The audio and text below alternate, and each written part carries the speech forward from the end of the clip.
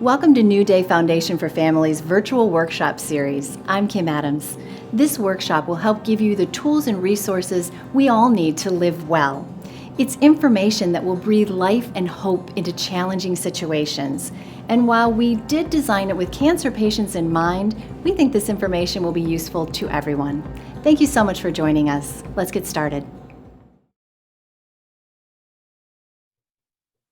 Hi, everyone. Welcome to New Day Foundation for Families virtual workshop series. We are continuing to talk about anxiety and stress during illness.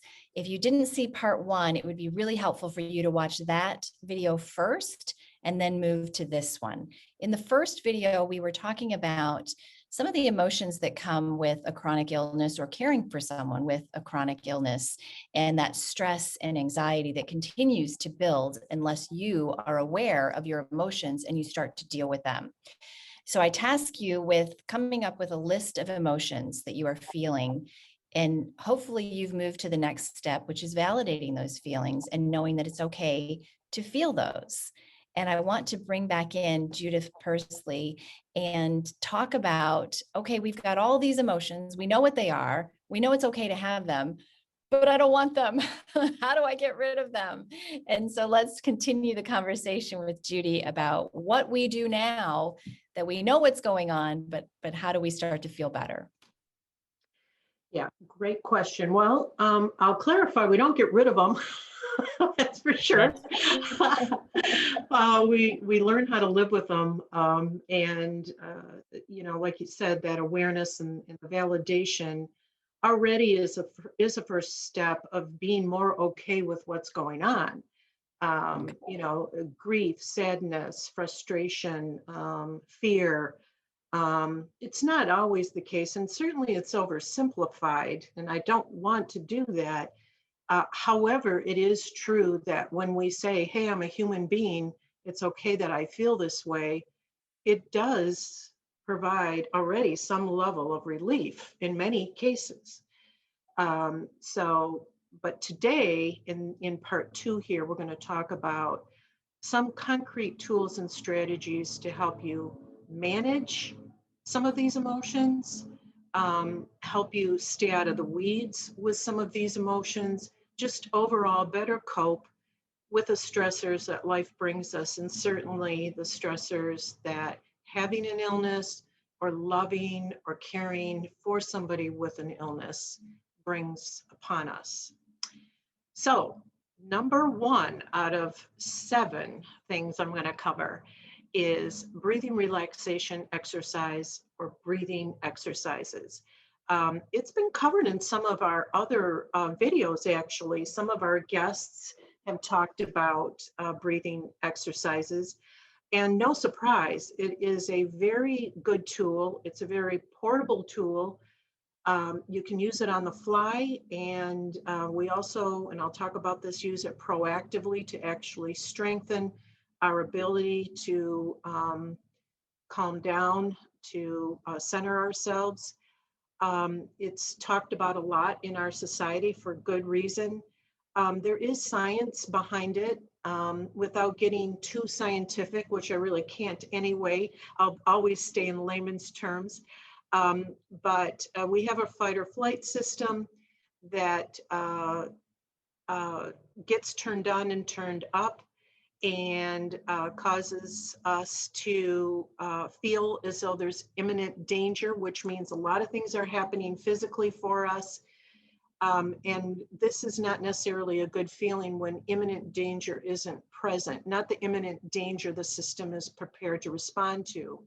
Certainly, an illness means there's risks ahead, some of which we know are going to be occurring, some of which they just have the potential for occurring. But we don't need that state of hypervigilance and hypersensitivity that system brings on when it's turned up.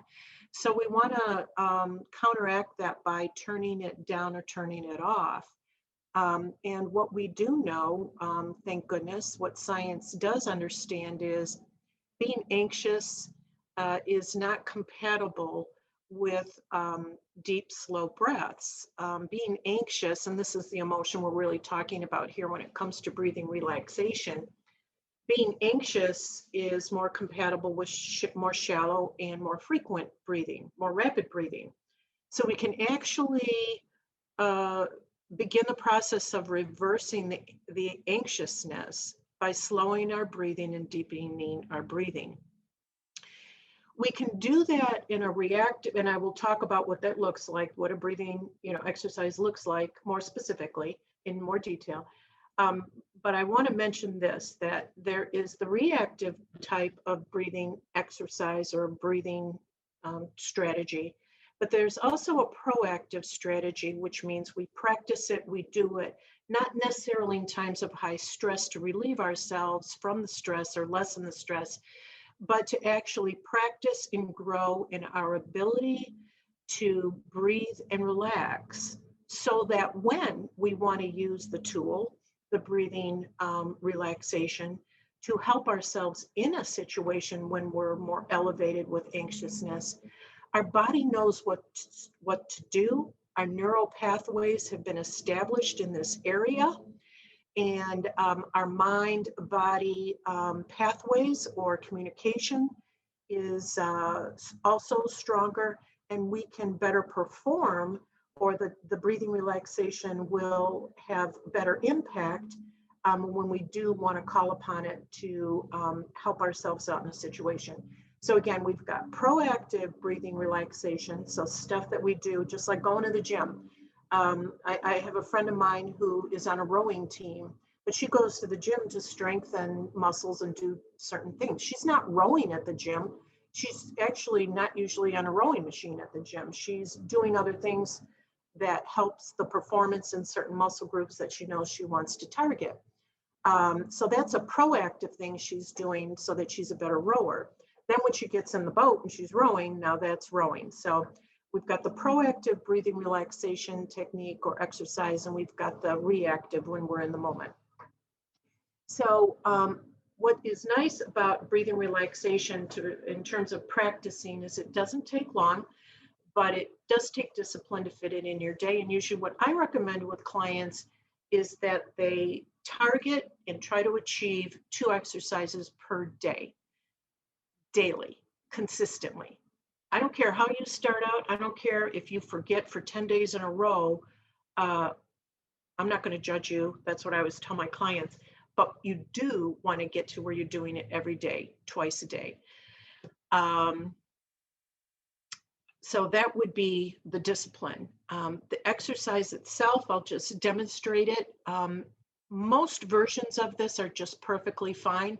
I keep my instructions quite simple, and that is to sit comfortable in an area of your home or even your car, which is uninterrupted, and you're not distracted by other noises or sounds. Sit comfortably.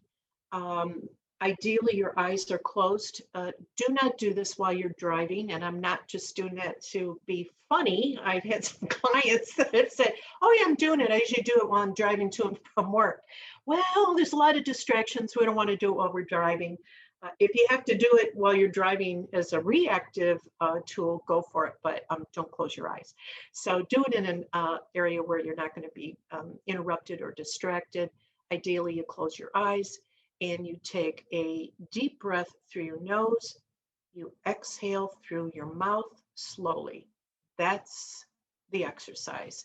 You do, I usually recommend a minimum of 7 breaths for an exercise, those that you're doing twice a day, the proactive ones.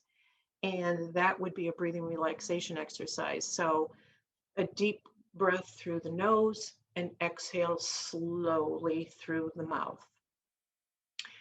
I've had clients on a couple of occasions, I think it's been twice, that when they were anxious, and now I'm sorry, I'll convert to when we use it as a tool in a circumstance. They were in a circumstance where it was very difficult to take actually it was impossible, they said, and I believe them, impossible to take a deep breath. And I said, okay, let's just work on slowing the breathing down. So be flexible with the tool. If you can't take a deep breath, or even if your illness is restricting you from taking a deep breath, take a slow breath. Try to slow your breathing down. Um, it's very good for helping with anxiousness in the moment. Doing the exercises proactively actually helps to recalibrate some anxiousness overall. Second of all, let's move on. Second of all, another tool is identifying what you can and what you cannot control. Again, this is something that many of us have heard before. When when a tough situation is happening to us that is stressful, it's a little bit harder to do. I liked, Kim, your recommendation to write things down. I'm a big fan of that. Taking it out of your head and putting it on a piece of paper is very freeing, from all the busyness that's going on and from the ability to have to visualize, etc. So writing down what you can control and writing down what you can't control is a great exercise. And it may even be like, oh, I got to cross it off in one column and I need to put it in the other, or I need to break this one down. It's not, I fully can't control this, but this is what I can't control and have no business trying, but this is what I can, this piece I can control.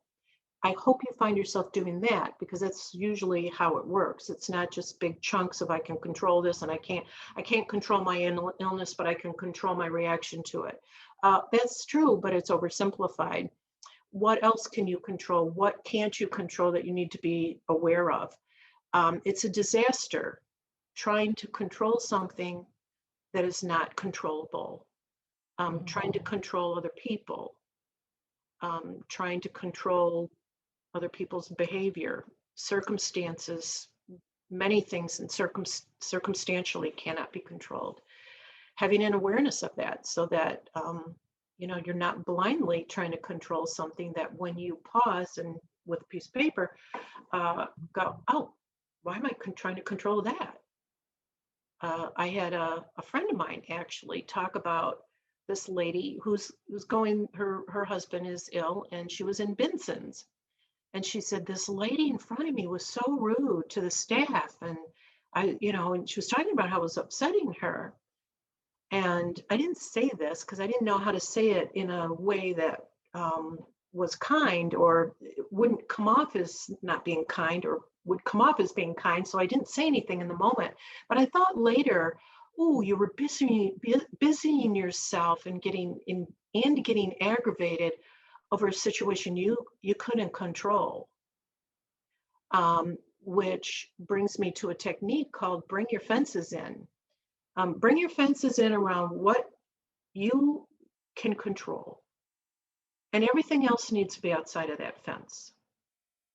Like the lady. I actually talk about this, Judy, with my kids. It's funny because I was honestly just going to mention that when you talked about that woman at Benson's, that I always tell my kids that we are worried about our white picket fence because it's our white picket fence. Now, that doesn't mean that if someone needs help outside of that we're not there to help them. But again, it goes back to we cannot control certain situations. So let's worry about our own little white picket fence and deal with that first. So that's really helpful. Particularly when you're under a lot of stress. Yes. When you're not under a lot of stress, you can start dabbling in the area of what I call, might that be something you might be able to influence? Even then, you want to realize I can't control it and I have to watch my effort to influence. But when you're under a lot of stress, it's really about self-care. Right. Okay, so we've gone through 1, 2, 3, right? 3? Are we on 3? 2. I broke down what you can and cannot control into 2. So 3, okay. Yeah. Okay. My next approach is what I call my B- approach. And that is something that I kind of came up with myself, but it's not unique. It's under different labels, if you will, by other professionals or other folks for sure. When I was working full time, I had a 1-hour commute each way to work, and I had was going. I was in my master's program, and had 12 to 14 credit hours a semester in that commute. I said, I got to figure out how to look at all this. And of course, I wanted to do everything well, right? I wanted to be a good parent. I wanted to be a good daughter, a good sister, a good member of my church community. I wanted to do well at work, and I wanted to do well at school. And a lot of, kind of using the grade marking system, be an A or an A plus at everything, just wasn't realistic. Just wasn't realistic. So it's just a trick that I share with people. Sometimes things can be a B minus. Sometimes things can be a C plus. What are they? Identify those. It's a great tool. Not everything has to be an A plus plus. And for perfectionists, this is particularly helpful and important, right? That's definitely something that those of us type A personalities really struggle with. But when you're going through an illness, you're just in survival mode, and it's You okay. should be. It's okay. It's okay that it's a C or you're good enough. You don't have to be a Pinterest mom during this time. You just don't. Thank you. Actually, you never do, to be quite honest, but especially when you're dealing with an illness or taking care of someone with an illness. Yeah. It makes me want to, you reminded me of something that I didn't cover in the what we can control. So when you talk about being a Pinterest mom, it reminds me of information that comes at us or we let in, right? And social media, comparing ourselves to others, this is a tricky area that can get very dangerous. Um, I think it was Jefferson who said, there is no joy no joy comes from comparing. And when we're under stress, when we need to practice self-care, I I caution folks, watch what you're watching and what you're listening to, whether that be social media, whether it be the news, the types of movies, music that you have on. Pay attention to it, it matters. Um, I've been accused of putting my head in the sand during COVID. Actually, I accuse myself. I playfully say I put my head in the sand and pop up every once in a while, and all the jargon is the same, all the chatter is the same, and I put my head back in the sand. I make fun of that, but it's really what I've done for self-care. As a practitioner and a therapist, I have stress during my day, and I have to practice self-care. And the COVID situation and the news has been aggravating for me. So I'm choiceful in how much I watch or read. So when it comes to stuff we can control, I just wanted to circle back on that important point. Um, Pay attention to what you're listening to, what you're watching. You may not need it. It may not be critical for you. And if it's not helping you, definitely rethink whether it needs to be in your life at this time. Yeah, I actually eliminated my social media while I was going through treatment. I didn't actually announce that I had breast cancer until I was almost through it, because even though people were well-meaning and well-intentioned, it added another layer of stress because I felt like I needed to get back with everyone. If someone said, I'm so sorry you're going through this, I felt like I had to respond to it. And so it was very, very helpful for me to just keep that to myself and keep it just my close circle of friends. And for some people, it's cathartic to document their journey on social media. For me, it was the exact opposite, and I also saw other people living their lives. And that's that comparison of, oh, they're taking vacations with their kids. Wish I could. They're living their lives are going on. And here I am in my situation. So it's different for everyone, but I know for me, eliminating all social media during my initial part of my cancer journey was very, very helpful. Yeah.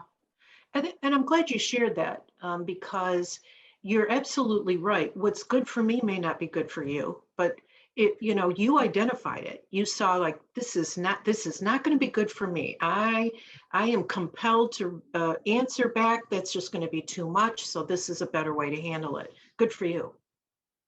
Thank you. 'Cause it probably wasn't real popular with some folk. No, a lot of people were very upset about that. And how could you not tell me? And Oh, yeah, but that's, it's my journey and it's your journey. So, and unless they've been in it, you can't really tell me how to deal with it. right, Um, right. okay, so what are we through now? 4? Yeah, so the next is your basic organizational tools. Um, uh, Calendars, appointments, to-do lists can make us crazy when we're holding it all in our head. Um,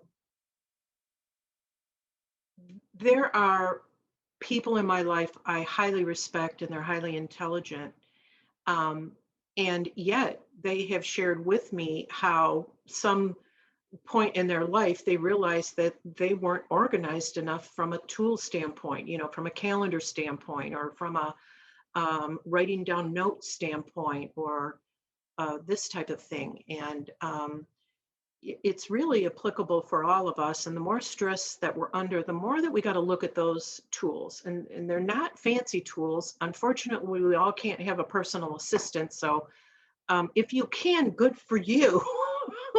But until you can, one thing that I do find people get tripped up on, and of course, it's not everyone, but I find it happening enough in conversations that I have with folks that I wanted to put it on the list. Be as organized as reasonably possible. Look at the tools that you've been using. Do you need different ones? Do you have any tools? Do you need a paper calendar, or is your phone calendar best? Is it best to share your calendar with someone else so that they can send you reminders? Or, I've got a client who's sick right now, who we are now engaging her adult daughter, in her calendar. Well, she was engaged with her calendar. Now we're bringing her in uh, full bore, and so that the daughter can support mom with reminders and things like that. So whatever it takes around organization and the things that you need to do. Often with illness, there's a lot to do. Yes. Are And there? can I just add one Yeah, thing to that, just as a cautionary tale? yeah, I needed to be organized as well, especially with 5 kids and then battling cancer and everything else. I got a dry erase board and had all the kids like in a different color and my appointments in a different color. Just a word of caution though, when you have younger ones, they like to erase and start over again. So my calendar, my dry erase calendar that took me a good 2 hours to put together, when I came downstairs, was absolutely gone with just little smiley faces and doodles all over it. So you yeah, might want to either have a backup calendar that's in your phone, or maybe you just write it down with a pen somewhere else. So that's just a little cautionary tale for moms and dads out there, but especially moms who love those dry erase boards. The yeah, fact is they get erased. So, yeah. Or okay, there's sorry, go ahead. or there's an electric fence around it. Yeah, right. Yeah, doesn't So work. yeah, yeah, everything's not foolproof. Sorry that happened to you.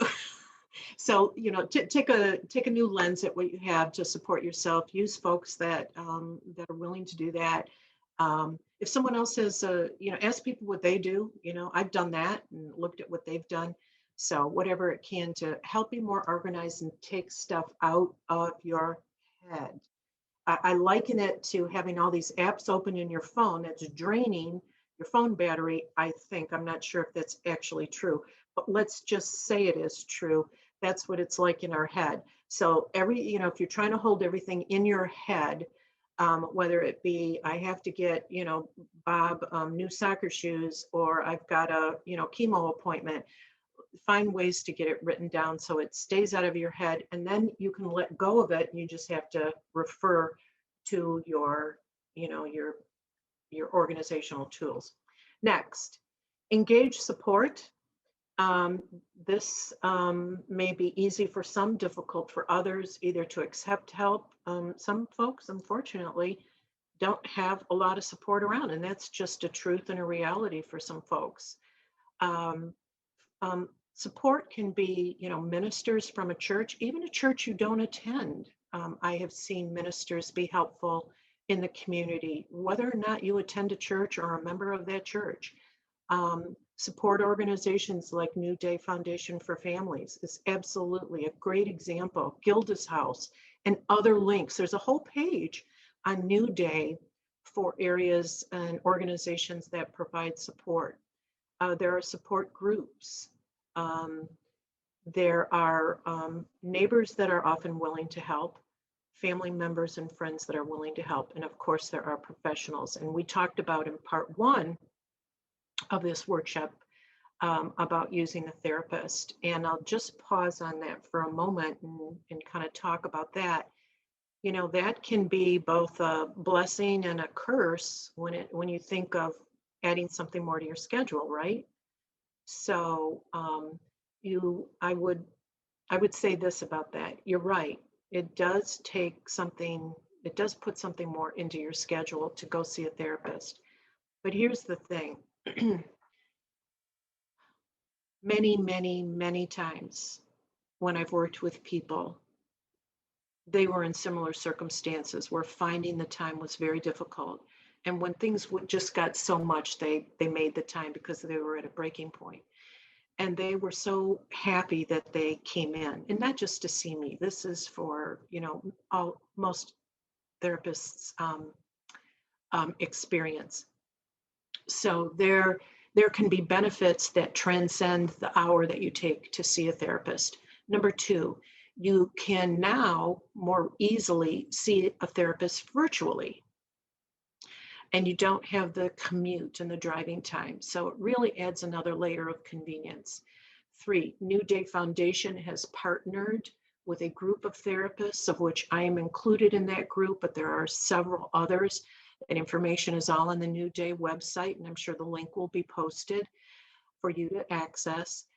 And they also provide some financial support for if you have out-of-pocket expenses for a particular defined period of time. But again, there are therapists out there that, you know, that's what they do professionally, and they can relieve a lot of stress. And then lastly, just because you see a therapist doesn't mean you have to go every week for 6 months. You might go 3 times and say, well, I need to pause. Life's ramping up and this has really been helpful. Let me see if I can do this for a while and we'll be in contact, et cetera, et cetera. So it doesn't mean you have to go every week for weeks or months. So just wanted to point that out about therapists. One more thing about therapists. We find that therapists are busier now, particularly we believe since COVID and because of COVID. And homeschooling and yada, yada, yada. So you may have to make more than one phone call to find a therapist that has an opening. So just be patient and, you know, make them more than one phone call. So next, I have 2 remaining factors that can help with coping. One is practice not getting too far ahead of yourself. And Kim and you and I talked about this the other day. There is a delicate balance one has to try to manage with planning the future and staying out of the future. Don't be fooled, don't be tricked that everything that you have to think about every possible scenario in order to be prepared. It will de-energize you and you'll go down a black hole. Look carefully what you do need to look ahead and plan for, and probably stay out of everything else and just live today and do today. Because it is just exhausting and it's destructive to look at all the things you might have to encounter when 90% of the time you won't be encountering those things. So it's trickery that you have to be prepared for everything. No, you don't. You can navigate a lot of things if you have to. And looking at every bad thing that you might have to prepare for is daunting, exhausting, and I would use the word destructive, which goes hand in hand with the final factor or coping strategy, and that is be careful of worst case scenario thinking. Again, it's a companion to thinking too far ahead and planning for every possible negative scenario. Worst case scenario thinking is, well, this might happen, which means then that might happen, and that might happen, and that might happen. And more times than not, we don't need to plan and prepare for that. We need to plan for what's happening now, or manage what's happening now. And we can be more energized in practicing self-care to be ready for the next step if that's where things go, if more things need to be handled. Does that make sense? It does. And I think it's really important, especially for those watching who are cancer patients. I can only speak for myself, but when I was going through cancer, I was literally living sometimes minute to minute and just getting through that next minute, getting through the next 5 minutes, getting through the next hour. And the temptation, especially when you're first diagnosed, is to think about way into the future. Oh, I'll never see my daughter graduate. Oh, I'll never see my kid. I'll never be at my child's wedding. What if I'm not there for when they have their first whatever it is?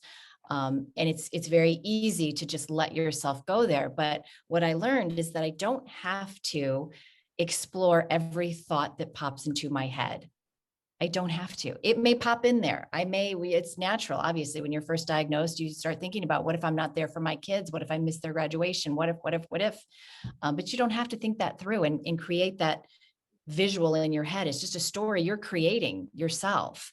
And so I learned very early on how to pivot and get those out of my head and focus my attention on something else, which was the next thing I needed to do that day. And sometimes you have to live minute to minute, because if I start thinking about, like you said, those worst case scenarios, that's where the stress and the anxiety really come into play.